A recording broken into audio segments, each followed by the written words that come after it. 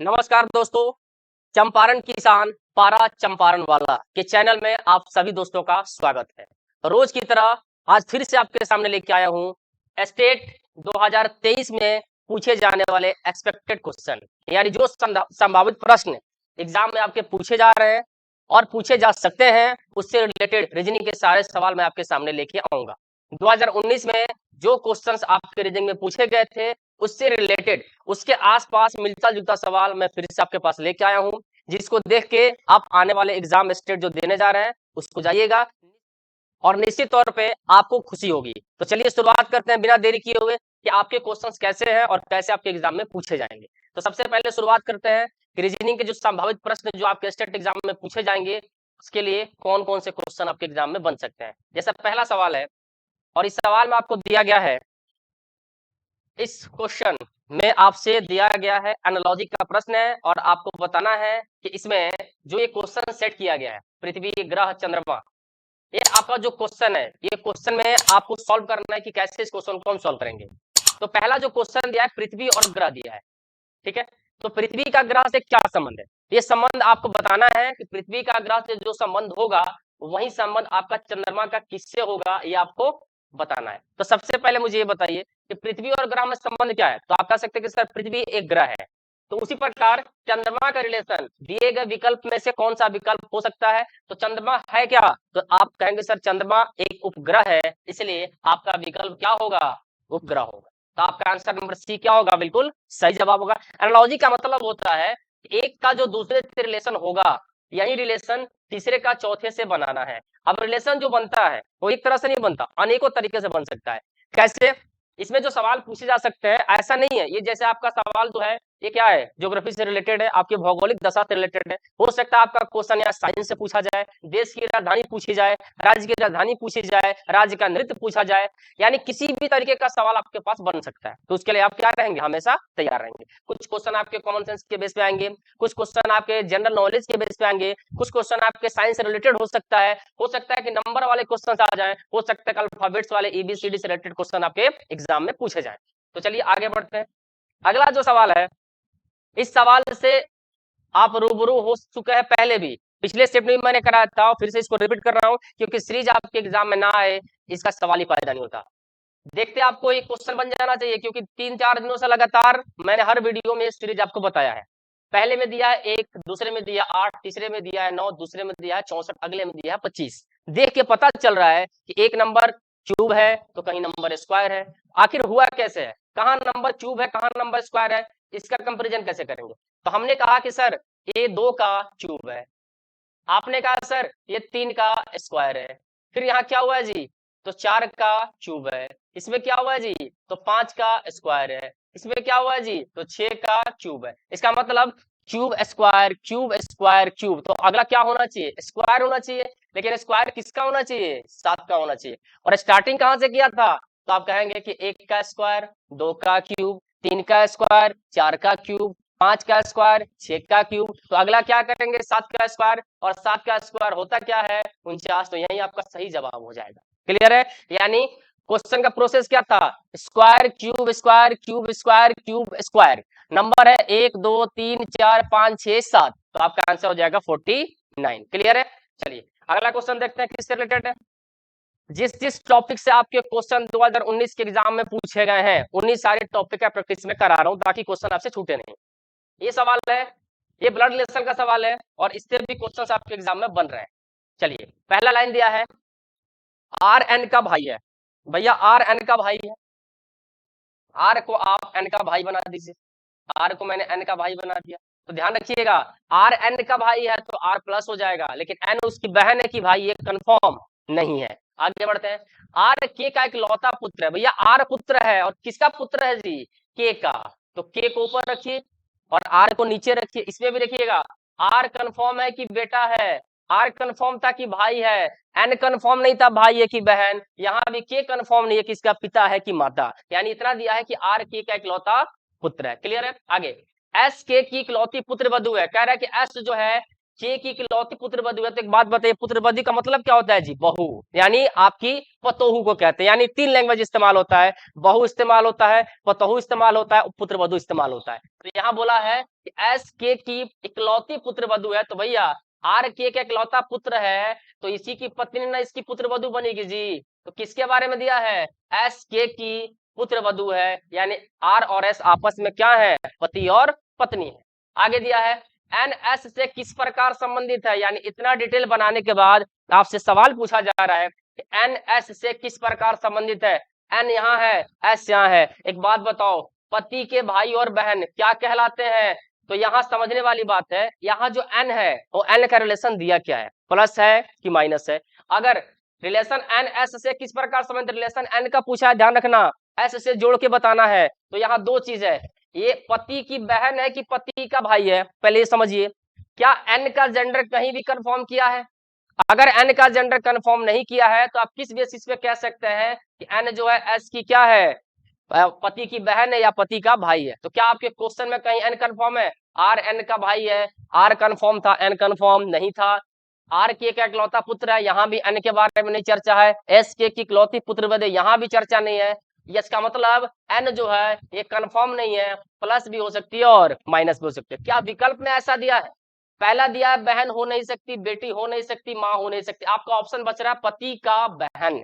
इसका मतलब कि यहाँ कंफर्म तो नहीं था प्लस की माइनस, लेकिन जो ऑप्शन आपके पास सेट किए गए हैं इस ऑप्शन में आपके पास सिर्फ और सिर्फ एक ही ऑप्शन बच रहा है, पति की बहन। इसका मतलब हमारा जो आंसर है कभी कभी किसके अकॉर्डिंग चेंज हो जाता है जी? तो ऑप्शन के अकॉर्डिंग चेंज हो जाता है। और ऑप्शन हमसे कह रहा है कि एन को यहाँ ऑप्शन में क्या माना गया है? बहन माना गया है, तो हमने क्या मान लिया? बहन मान लिया। अगर हम लॉजिकली बात करें तो ये ऑप्शन गलत दिया हुआ है, यानी ये ऑप्शन जो है वो पति की बहन किस बेस पे मारेंगे जब एन का हमारे पास डिटेल कुछ है ही नहीं, लेकिन कुछ नहीं था ऑप्शन में तो हमने इसको क्या कर दिया? पति का बहन बना दिया।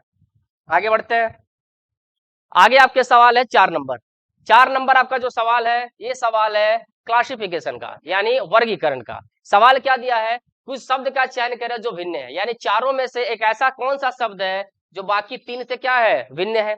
तो दिया है अशांति, अशांति का मतलब जहां शांति ना हो, और विवाद, जहां विवाद होती है वहीं तो अशांति फैलती है। आंदोलन, आंदोलन का मतलब ही होता है मारा पीट, लाठीचार्ज, वहां भी क्या हो गया? शांति ही फैलेगी। ये तीनों के तीनों एक दूसरे से क्या है? रिलेटेड है। शांति जो है ये बिल्कुल अपने आप में शांत है, इसलिए क्या है? अलग है, और यही आपका क्या होगा? जवाब होगा।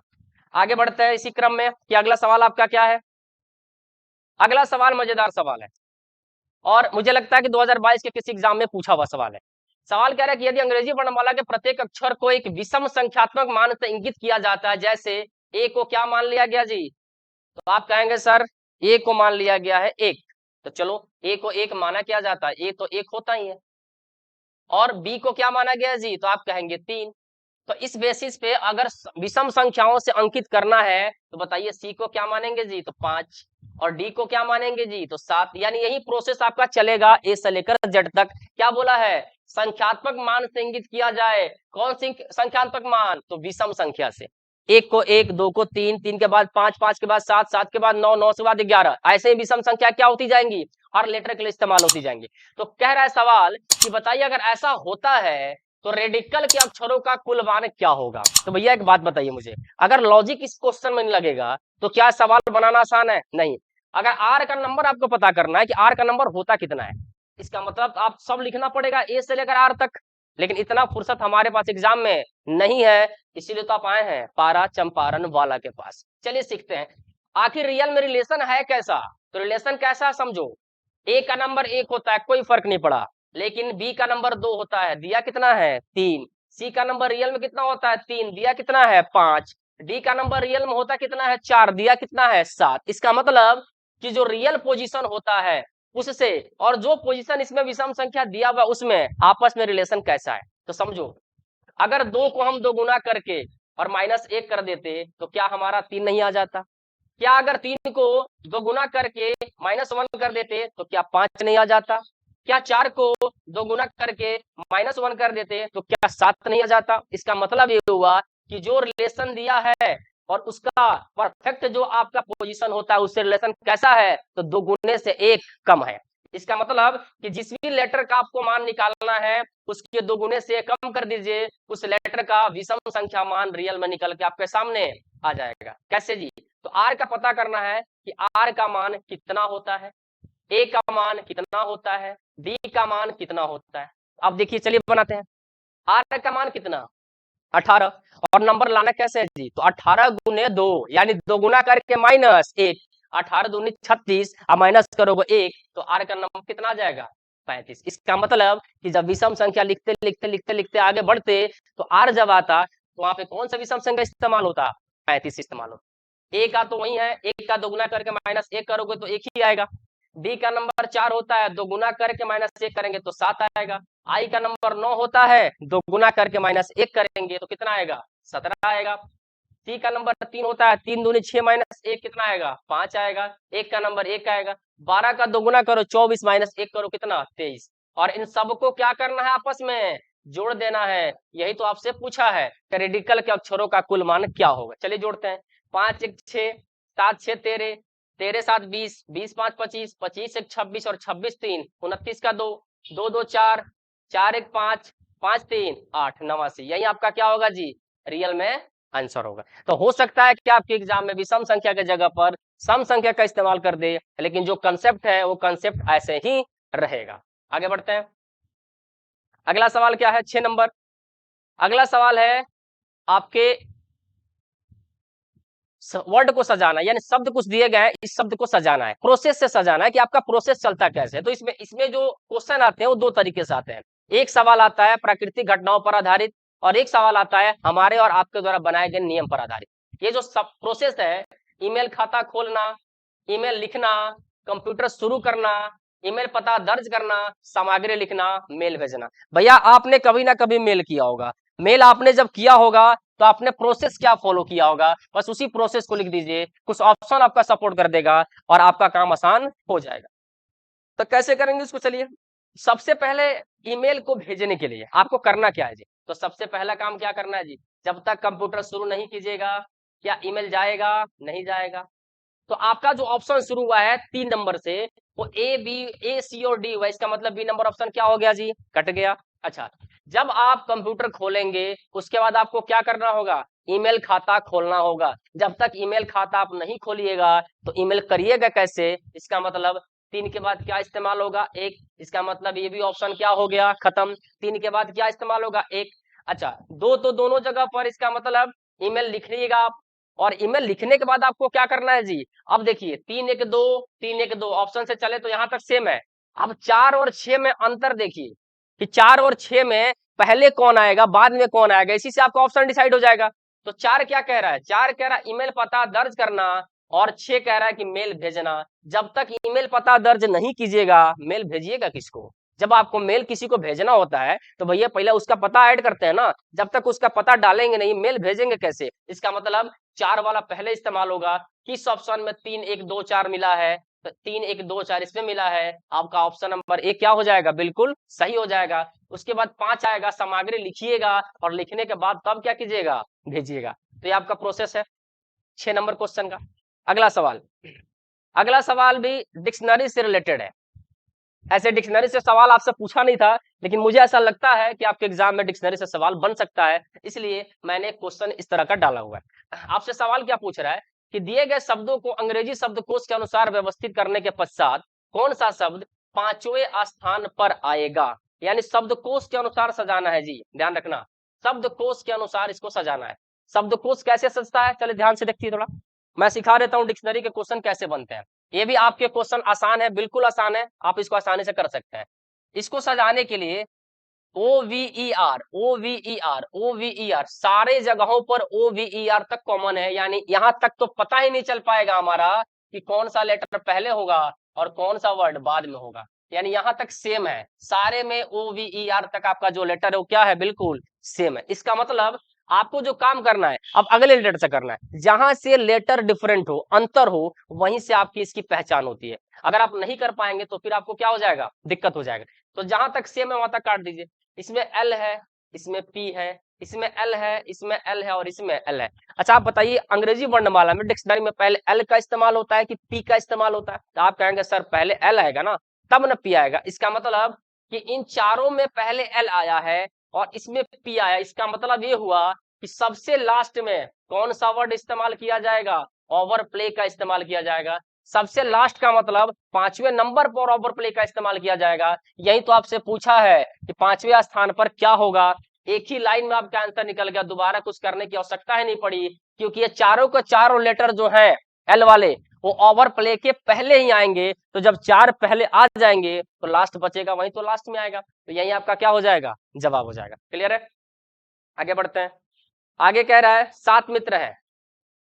ध्यान से देखिए, 7 मित्र है। ऑर्डर और रैंकिंग का सवाल है, ध्यान रखिएगा। प्रीवियस ईयर के क्वेश्चन में भी था और मैंने इस पे भी डाला हुआ है। ऑर्डर रैंकिंग का सवाल क्या कह रहा है? 7 मित्र A B C D E F और जी एक ही महाविद्यालय कॉलेज में पढ़ते हैं। उनमें से एफ और जी क्रमशः दूसरा सबसे बड़ा और सबसे बड़ा है। अच्छा, इसमें लग रहा है कुछ आपका टाइपिंग मिस्टेक है जो डबल हो गया है। मैं इसको ध्यान से पढ़ता हूँ।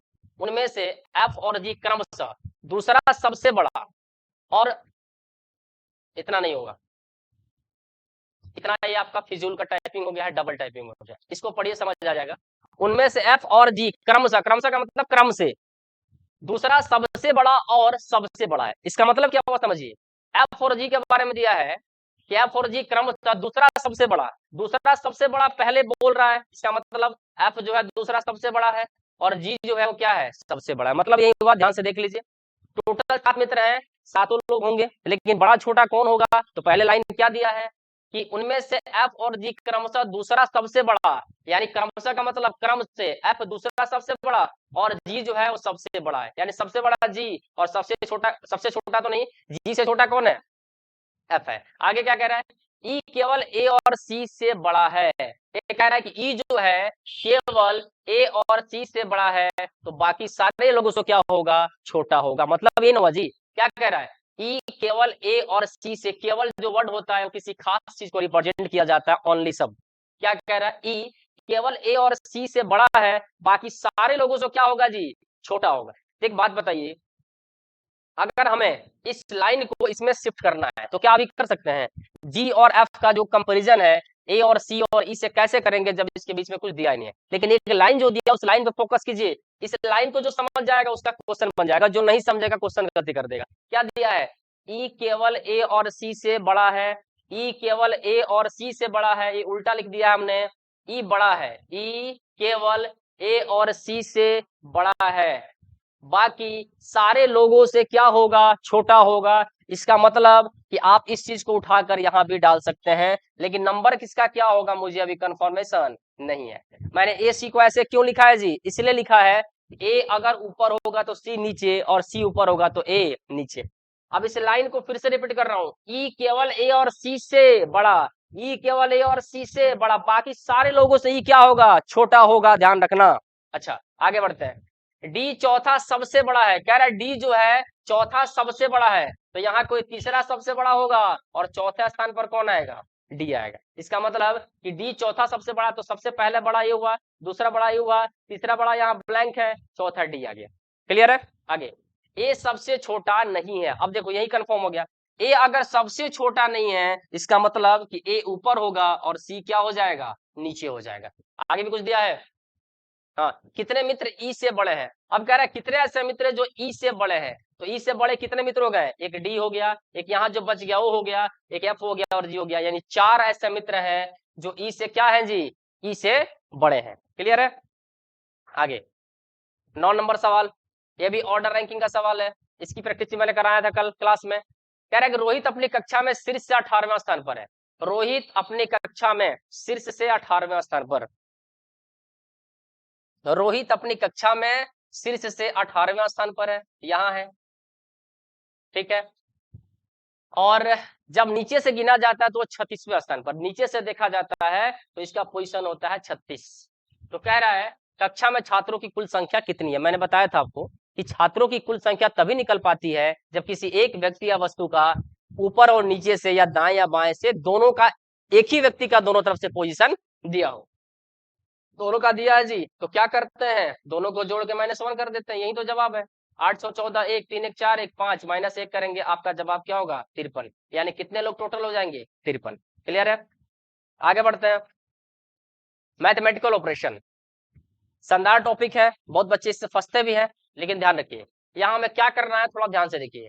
हमें करना है इसका मान बताना है, और मान बताना है कितना, इन सारे जगहों पर आपको इसमें से कोई एक विकल्प डालिएगा, और विकल्प ऐसा डालना है कि आपका 19 आ जाए। मैं इसको फ्रेश लिख के समझाता हूँ, इस क्वेश्चन को ध्यान से देखिएगा, हो सकता है आपके एग्जाम में क्वेश्चन आ जाए, घबराना नहीं है, आसान सवाल होता है, थोड़ा सा लॉजिक आता है, उस लॉजिक को ध्यान से देख लीजिएगा, आपका काम आसान हो जाएगा। आपको लाना कितना है जी, 19, यानी ये सॉल्व करने के बाद 19 आना चाहिए, और आपका कंडीशन क्या है कि इसमें से किसी एक विकल्प को उठा के यहाँ डाल दीजिए, आपका काम क्या हो जाएगा, आसान हो जाएगा। ध्यान रखिएगा, मान आपको 19 लाना है।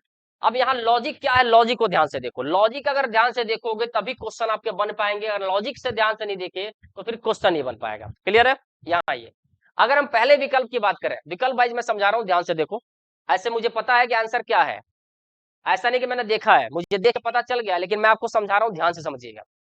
आपका जो गुना है वो मेन रोल अदा करेगा आपको 19 तक पहुंचने में, यानी गुना और भागा जो है वो एक अहम कड़ी है जो आपको क्वेश्चन को सॉल्व कराएगी। कैसे? अगर गुना को हम यहाँ ले जाते हैं, क्योंकि अगर इस वाले ऑप्शन को यहाँ रखिएगा तो क्या होगा, यहाँ माइनस, यहाँ गुना, यहाँ डिवाइड और यहाँ प्लस, यही होगा ना जी। तो अगर हम यहाँ इस चीज को रखते हैं तो इसका मान कितना बन सकता है, 72 गुने 18 भागा 27, यही होगा ना जी। अगर इसको आप काटेंगे तो 3 छक 18, 3 9 27 और 9 अठे 72, इसका टोटल मान यहाँ से लेकर यहाँ तक कितना होगा जी, तो देख लीजिए कितना होगा। इसका मान हुआ 3 छक 18, 3 9 27, 9 8 छक 48, टोटल का मान कितना हुआ 48। यहाँ कितना दिया है जी 46, और यहाँ कितना दिया जी 135, यह दिया ना। 135 को जब 46 में जोड़ोगे और 48 घटाओगे तो क्या 19 के पास पहुंचोगे, नहीं पहुंचोगे, किसी कीमत पर नहीं पहुंचोगे। मैं फिर से रिपीट कर रहा हूँ, क्वेश्चन को ध्यान से देखिएगा, मैं थोड़ा सा कलर चेंज कर देता हूँ ताकि आप चीजों को क्लियरली देख पाए। मैं क्या कह रहा हूँ उस चीज को ध्यान से समझिए, क्योंकि क्वेश्चन बड़ी मजेदार है, क्वेश्चन अगर मजेदार है तो इसका जवाब भी मजेदार होगा। अगर मैं इसको यहाँ रखता हूँ, माइनस को यहाँ, गुना को यहाँ रखता हूँ, भागा को यहाँ रखता हूँ और प्लस को यहाँ रखता हूँ, ठीक है। मैंने क्या कहा था कि गुना और भागा का जो साइन है एक अहम रोल अदा करता है आपके क्वेश्चन को सॉल्व करने में। तो मैं कह रहा हूँ कि जब यहाँ भागा यहाँ गुना, तो इसको एक साथ सॉल्व कर सकते हैं ना जी। तो 72, बोर्ड मास का नियम है, 72 गुने 18 भागा 27 कर सकते हैं। 3 छक 18, 3 9 27, 9 अठे 72, यानी इन सबका मान हमने बनाया तो 48 आया, यानी 46 माइनस 48 प्लस 135, 135 को जब आप 46 में जोड़ के माइनस 48 कीजिएगा तो क्या 19 आएगा? आओ चेक कर लेते हैं।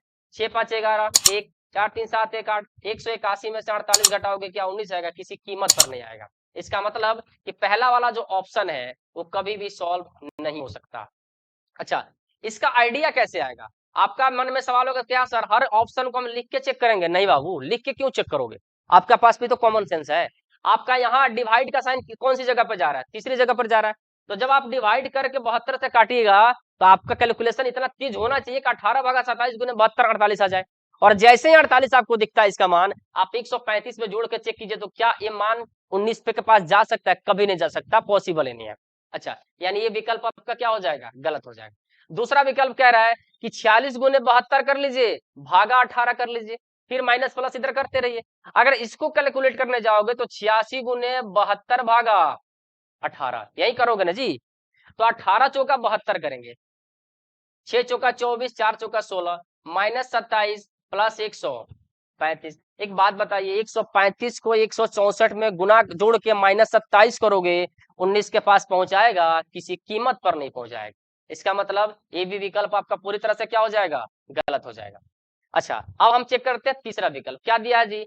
अगर हम प्लस को यहाँ रखते हैं, डिवाइड को यहाँ रखते हैं, गुना को यहाँ रखते हैं, माइनस को यहाँ रखते हैं, इसका मतलब इसका मान अभी कुछ देर पहले हम लोग निकाले थे 72 भागा 18 गुने 27, नहीं साइन चेंज है, तो 18 चौका 72, यानी 7 चौका 28 और 4 दूनी 8 2 10, यही होगा 108।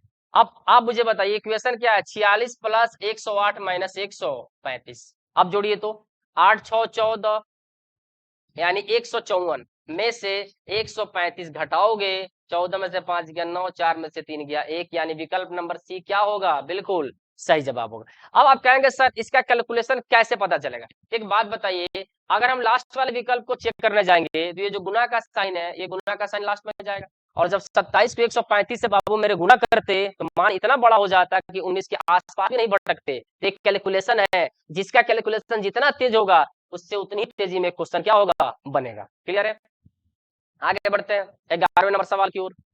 11 नंबर जो सवाल है भी मैथमेटिकल ऑपरेशन का है, या बिल्कुल सिंपल सवाल है, इसमें ज्यादा टेंशन नहीं लेना है, क्योंकि जो मान दिया उस मान को बैठाना है और क्वेश्चन को सॉल्व कर देना है। 44, ए का मतलब क्या है जी, प्लस है। 36, बी का मतलब क्या है जी, माइनस है। 60, डी का मतलब क्या है जी, भागा है। 30, और सी का मतलब क्या है जी, गुना है। 5। आपका कैलकुलेशन कितना तेज है, कर लीजिए। मैं कह रहा हूँ कि यहाँ कलम चलाना है, चलाना चलाओ, कौन मना कर रहा है, लेकिन क्या इस कैलकुलेशन को सॉल्व करने के लिए आपको कलम चलाने की आवश्यकता है जी? क्यों चलेगी? 60 भागा 30 किससे कटेगा, 2 से। 2 गुने 5 10, मैं तो ऐसे कर लूंगा, लेकिन आप प्रैक्टिस करेंगे तब होगा। लेकिन जो लोग नए होंगे, जिनको जानकारी नहीं होगी, उनके लिए मैं पूरा बना के दूंगा। 44 प्लस 36 माइनस 60 भागा 30 गुने 5, भैया 5 6 30 6 दहा 60, आ गया 10, यानी 44 प्लस 36 माइनस 10 का आंसर निकालना है।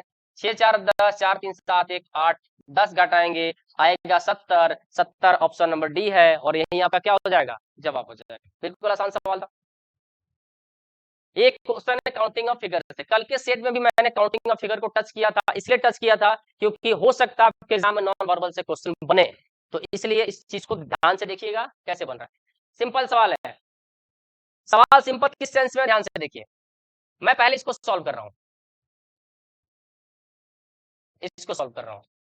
जब ऐसे क्वेश्चंस आपके पास बनते हैं तो सिंपल सा ट्रिक होता है, भैया इसमें नंबर डालो कि कितने इसमें नंबर है। 8, और जितना नंबर होता है इसका 2 गुना कर दो, तो आप कहेंगे सर 8 दूनी 16। और सेम प्रोसेस, मैं फिगर चेंज कर रहा हूँ, कलर चेंज कर रहा हूँ, सेम प्रोसेस यहाँ भी है। देखो ध्यान से, सेम प्रोसेस यहाँ भी है। तो अंदर वाले में 16, तो बाहर वाले में भी 16। कितना आंसर आएगा जी, 32। क्लियर है? तो बिल्कुल सिंपल सवाल था। अच्छा, अगर आपको लगता है कि नहीं सर एक बार थोड़ा फिगर बना के दिखा दीजिए, मैं बना के दिखा देता हूँ। जब विकर्ण एक दूसरे को काटे, ध्यान रखना, तो जितने बॉक्स होते हैं 1 2 3 4 5 6 7 8, अगर विकर्ण एक दूसरे को काटे तो जितने बॉक्स होते हैं इसका दोगुना कर दो, सीधे कितना हो जाएगा, 16। जितने बॉक्स होते हैं उसमें से सबका क्या कर देना, सबसे बड़े अंक का दोगुना कर देना, हो जाएगा 16। कब, जब विकर्ण एक दूसरे को काटे तब। अच्छा एक बात बताइए, अब हुआ क्या है इसमें, थोड़ा ध्यान से देखिए तो इसके अंदर सेम एक प्रोसेस ऐसे ही बना दिया गया। तो भैया जब बाहर वैसा फील हुआ है तो अंदर भी तो 16 ही होगा ना, तो 16 और 16 32 का सही जवाब है। क्लियर है? चलिए आगे बढ़ते हैं 13 नंबर क्वेश्चन की ओर। ये आपके पिछले साल एसएससी एग्जाम में पूछा गया सवाल है। सिंपल सवाल है, अगर आपने देखा है पहले से क्वेश्चन बना रखा है तो क्वेश्चन को देखते बन जाएगा। मैंने कहा था कल की क्लास में, जब भी बड़ा वाला अंक होता है कैलकुलेशन उसी पर किया जाता है। तो भैया बड़ा वाला अंक बीच में है तो इस दोनों से कैलकुलेशन करो, 3 और 2 को जोड़ोगे तो कितना आएगा, 5, और 5 का क्यूब होता है कितना, 125। सिंपल है, बिल्कुल सिंपल सवाल, इससे सिंपल नहीं हो सकता। 4 और 3 को जोड़ेंगे कितना आएगा, 7, 7 का क्यूब 343। 5 को किसके साथ जोड़े कि आपका 216 आ जाए, तो भैया 5 को 1 के साथ जोड़ेंगे तो 6 आएगा, और 6 का क्यूब होता कितना है, 216। यही आपका क्या होगा, सही जवाब होगा।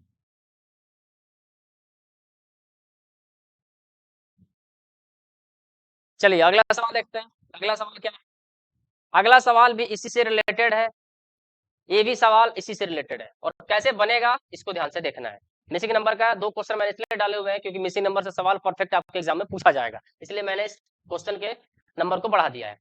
इसमें आपको 41 नीचे है, इसका मतलब कैलकुलेशन जो होगा इसी पर होगा।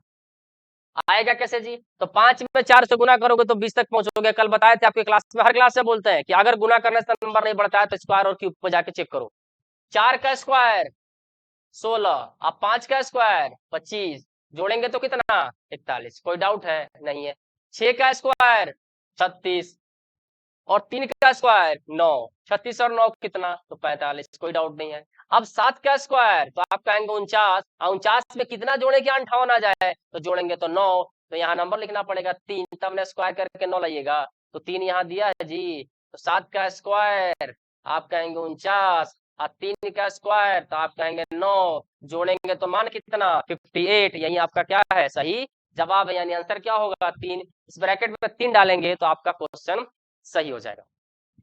आगे बढ़ते हैं, अगला सवाल है डायरेक्शन से, और ऐसे क्वेश्चन को मैं हर सेट में बनवा रहा हूँ, बिना फिगर के, बिना किसी टेंशन के, आराम से क्वेश्चन बन रहा है। आपका तरीका क्या है, NESW। NESW कोई जादू का छड़ी नहीं है, जो पहली बार देख रहे हैं समझ लीजिए, नॉर्थ साउथ ईस्ट और वेस्ट को ही मैं लिखता हूँ NESW, इसलिए कंफ्यूजन नहीं होना चाहिए। N के राइट में ईस्ट, E के राइट में S, H के राइट में W, W के राइट में N, यानी इसी को कहते हैं NESW। इसी को मैंने यहाँ लिख दिया है, यानी बिना फिगर के क्वेश्चन को बनाने के लिए NESW का इस्तेमाल कीजिए, कहीं फिगर बनाने की कोई आवश्यकता नहीं पड़ेगी। क्लियर है? चलिए, रेहाना अपने घर से 6 किलोमीटर पश्चिम में ड्राइव करती है। भैया पश्चिम की ओर गई है, पश्चिम के सामने 6 किलोमीटर लिख दीजिए, ठीक है। और बाएं मुड़ती है, तो पश्चिम के बाएं में क्या दिख रहा है, एस, और 3 किलोमीटर चलती है, चलने दीजिए। और फिर से बाएं मुड़ती है, तो फिर से बाएं चले जाइए, कितना चलती है 10 किलोमीटर। उसके घर और कार्यालय के बीच की सबसे छोटी दूरी क्या है। भैया सिंपल सा सवाल है, ध्यान से देखना।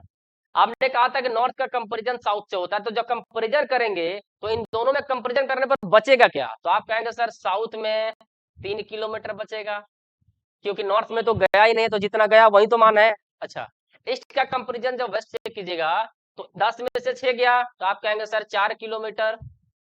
और जिस डायरेक्शन के साथ आपका मान बड़ा होता है वही बचता है, तो दिशा क्या बचेगी, ईस्ट। लेकिन दिशा हमसे पूछा नहीं है, हमसे सिर्फ क्या पूछा है जी, दूरी पूछा है।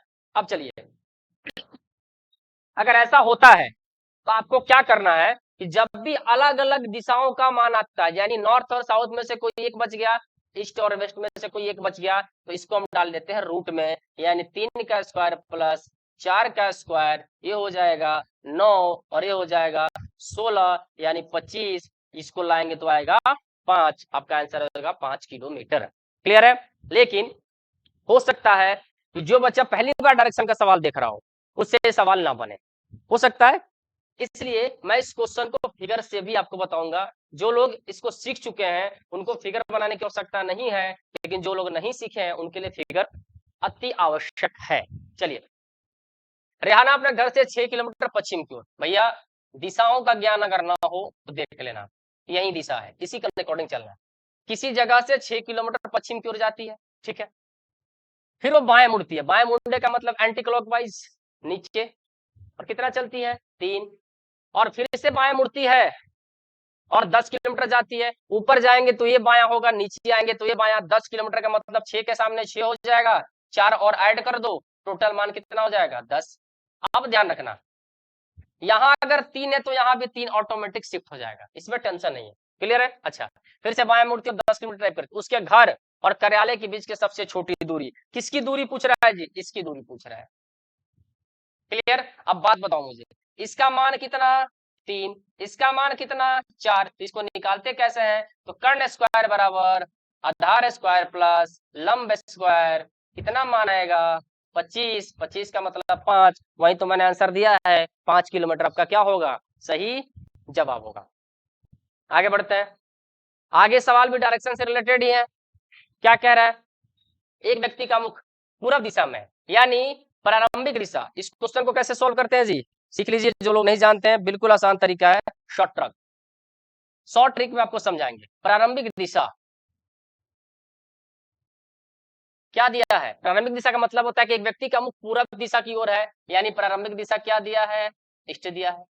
इसके बाद वो 45 डिग्री वामावर्त, लेफ्ट में 45 डिग्री, अच्छा, तथा फिर 180 डिग्री वामावर्त, फिर लेफ्ट में 180 डिग्री।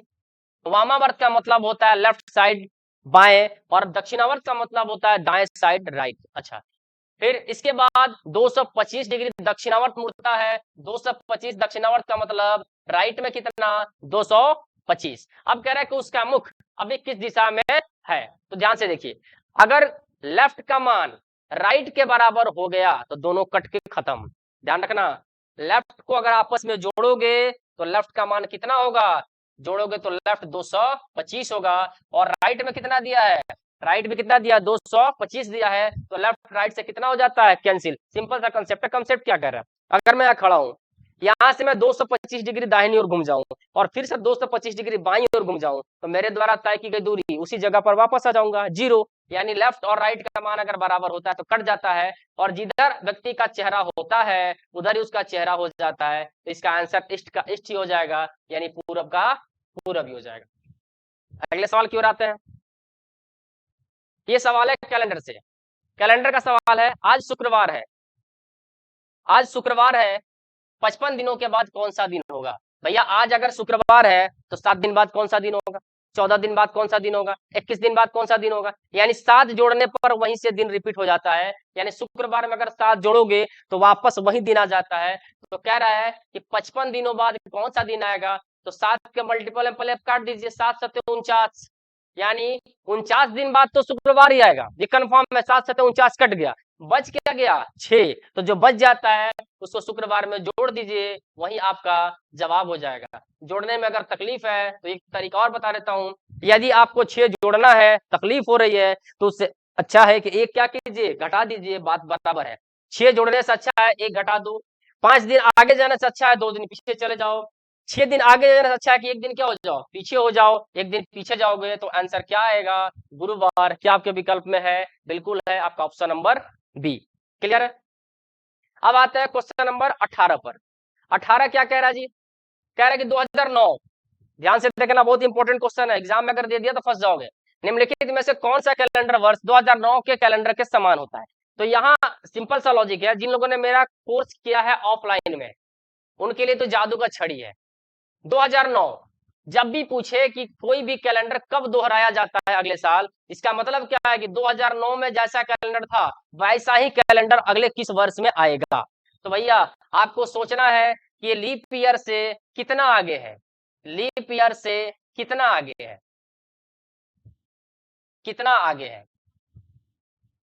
ध्यान रखना ट्रिक क्या है, अगर लीप ईयर से एक आगे होगा तो हम 6 साल जोड़ते हैं, लीप ईयर से 2 आगे होगा तो हम 11 साल जोड़ते हैं, लीप ईयर से 3 आगे होगा 11 साल जोड़ते हैं। और किसी भी लीप ईयर का सवाल आपके पास आता है तो आपका कैलेंडर 28 सालों में दोहराया जाता है।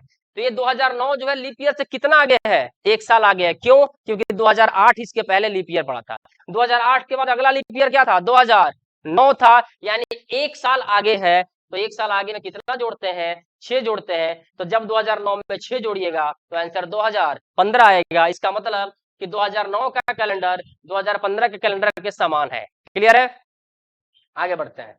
आगे कह रहा है 19 नंबर। 19 आपके कोडिंग डिकोडिंग का सवाल है। ऐसा कोई एग्जाम नहीं है जहां कोडिंग डिकोडिंग आपसे छूट जाए। आइए कोडिंग डिकोडिंग का सवाल देखते हैं कि कैसे बनेगा। यहां दिया है नाइट और यहाँ कोड दिया PMRTSG। भैया ये तो सवाल देखते बन गया, सवाल देखते कैसे बन गया जी, इसमें टेंशन ही नहीं है। के का कंपैरिजन जब पी से करने गया तो पता चला ये सारे के सारे जो लेटर हैं ये क्या है, तो अपोजिट है, विपरीत अक्षर दिए गए हैं। यहाँ भी जाके देखिए, एफ का अपोजिट यू, ई का अपोजिट वी, एल का अपोजिट ओ, एल का अपोजिट ओ का अपोजिट एल, डब्ल्यू का अपोजिट ई। चुपचाप इसका निकाल दीजिए अपोजिट, डी का डब्ल्यू, ई का वी, सी का एक्स, ई का वी, एन का एम और टी का जी। जिस विकल्प में दिया है आंख बंद करके आंसर मारना, आंख खोल के मारो गलती हो जाएगा, मजाक कर रहा हूं, आंख खोल के मारना है। W V X, W V X V M G, W V X M, ये नहीं है, W V X V M G. आपका ऑप्शन नंबर डी क्या होगा, बिल्कुल सही जवाब होगा। अगला बढ़ते हैं। चलिए लास्ट क्वेश्चन है, आपके सीरीज का सवाल है। ऐसे क्वेश्चन बहुत ज्यादा एसएससी ने पूछे हैं पिछले साल, तो ध्यान रखिएगा। बीपीएससी के पास या स्टेट के पास अपना रीजनिंग नहीं होता, ये सारी के सारी रीजनिंग एसएससी फॉलो करता है। इसलिए एसएससी की रीजनिंग को अगर आपने बना लिया तो सारा बेड़ा आपका पार लग जाएगा। ये कह रहा है कि 4 के बाद 8 आया है, मेरे ख्याल से 4 के बाद 8 दो तरीके से आ सकता है। या तो आप 4 में 4 जोड़ेंगे तब 8 आएगा, या 4 में 2 गुना करेंगे तब 8 आएगा। तो मेरे ख्याल से ये 2 गुना भी चेक कर लेते हैं और गैप भी चेक कर लेते हैं। 4 में 4 जोड़ेंगे तब 8 आएगा, या 4 में 2 गुना करेंगे तब 8 आएगा। लेकिन अगले में जोड़ा नहीं गया, घटा दिया गया 3। लेकिन लॉजिक क्या है, लॉजिक ये कह रहा है, उसको ध्यान से देखो। लॉजिक का मतलब है कि यहाँ 2 गुना है, ठीक है, यहाँ -3 है, ये भी ठीक है, यहाँ तो पते नहीं है, यहाँ भी पते नहीं है, यहाँ पते नहीं, लेकिन यहाँ दिख रहा है कि ये 6 अगर होता तो काम बन जाता, यानी 2 3 बीच में 2 अंक क्या है, इसको काम करता हूँ मैं, यहाँ लिख देता हूँ ताकि आपको क्लियर दिखेगा। 4 8 5 क्वेश्चन मार्क, फिर दिया है 15 और फिर दिया है 90। ध्यान से देखिए, 4 को 2 से गुना करेगा तो 8 आएगा, और 8 में 3 घटाएगा तो 5 आएगा, इसको 6 से गुना करेगा तब आएगा, लेकिन यहाँ और यहाँ आपको पता करना है कि क्या होगा। थोड़ा सोच के देखिए, तो क्या आपको ये नहीं फील हो रहा है कि 2 3 अगर 6 दिया है तो बीच में 4 और 5 आया होगा, लेकिन 4 और 5 के साथ साइन कैसा बिहेव कर रहा है जी, तो पहले गुना हुआ है फिर माइनस हुआ है, तो क्या फिर गुना कर दें, तो कर देंगे तो 20 आएगा, अब -5 कर दें तो 15 आ जाएगा, यानी ये सिस्टम क्या है, गुना 2 -3 गुना 4 -5 गुना 6, आपका आंसर क्या होगा 20, यही आपका सही जवाब है। क्लियर है? तो आई होप कि ये आपको वीडियो बहुत ही पसंद आया होगा। एस्टेट वाले जितने मेरे भाई बहन हैं, कृपया करके सारे वीडियो को आप जूम करके देखें, रुक रुक के देखें, समझ के देखें, ताकि जो आपका एग्जाम होने वाला है उस एग्जाम में आपको किसी प्रकार के दिक्कत का सामना ना करना पड़े। अगर आपको ये वीडियो अच्छा लगा हो तो आपको दोस्तों में शेयर करें, ताकि जिनका भी एग्जाम बाकी है उस एग्जाम को अच्छे से हासिल कर पाए, और आगे भी आपको ये कंटिन्यू मिलता रहेगा। आपकी स्टेट की एग्जाम जब तक चलेगी तब तक ये वीडियो मैं आपके लिए प्रोवाइड करता रहूंगा। प्रैक्टिस सेट के नाम पर रोज आपको 20 क्वेश्चन में रीजनिंग का दिखा रहा हूं, ताकि आपको भविष्य में कोई दिक्कत ना हो। तो चलिए मिलते हैं फिर अगली वीडियो में इसी प्रकार के मजेदार सवाल के साथ, और आपको दिखाते हैं कि कैसे आपको 2023 का स्टेट आपको पास करना है। Thank you so much.